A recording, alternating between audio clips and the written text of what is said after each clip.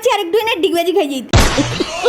কারণ হঠাৎ দেখি রাস্তা ধারে অনেক লোক জমা হয়ে গেছে। ওয়েলকাম ব্যাক টু মাই হাসি হাসি পেট ব্যথা ব্লগ। হঠাৎ দেখি মাইজিটা একটা জায়গার উপরে উঠে করে এরকম নাচে, কি করে যে নাচে রে। আর একাকে নাকি সার্কাস দেখান বলে আমি তো কোনোদিনও দেখিনি, ওটা প্রথমবার দেখি। আর অতদিন হয়ে গেছে হয়তো যে এই করে জল আর সুবর্ণরেখা নদীর অবস্থা পুরো বাদ ভাঙিছে। কোদালটা নিয়ে যাই দেখি হাত সালা, এটা তো আমি ভাঙা কোদাল নিয়ে এসেছি।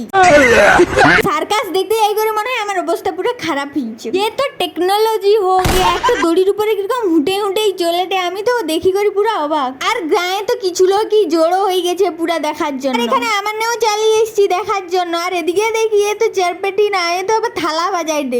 আচ্ছা তোমার নাকি এরকম সার্কাস কোনোদিনও দেখছো? অবশ্যই কমেন্ট করে জানাইবো। আর কে কাইনু করে ভিডিও দেখাটা সেটাও অবশ্যই কমেন্ট করে জানাইবো। দেখো তারা অত কষ্ট করি করলা, তো ফ্রিতে তো আর দেখা যায়নি, ওই জন্য চাউল তারপরে আলু আর টাকালি করে আমি চলে এসেছি দিতে। কারণ ফ্রি ফ্রি দেখাটা একটা কেমন একটা লাগে। আর শুধু আমি না, পুরা গায়ের লোকই দিচ্ছে, ওটা দেখি করি আমার এত ভাল লাগছে আর কি কইবা। বেশিরভাগ এদিকে লোক চাউলই দিচ্ছে, টাকাও দিচ্ছে, কিন্তু এধারে যখন ধান চাষ হয় না ওই জন্য বেশি চাউল দিচ্ছে।